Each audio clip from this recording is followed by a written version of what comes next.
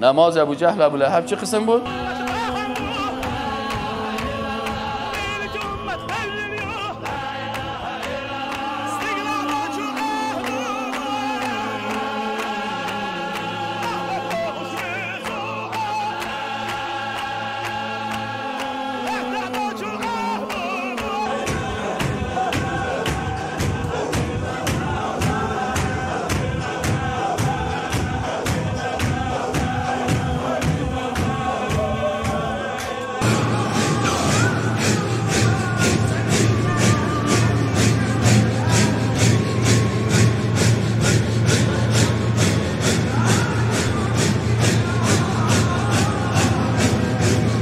نماز از اونها پیش بیت الله شریف چی بود؟ مکا بود.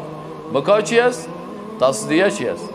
مکا و تصدیه را علما میگن تصدیه چک میگن، از صدا گرفته شده که یک دست دیگه دست میزنن و مکا میگه فی یک انگشت بالای انگشت دیگه میگذاشتن، ددان خودی را میمونن، بازوش پلاق میکنن، پف میکردن، چک زده و پلاق کرده. کجا میری ابو جهل؟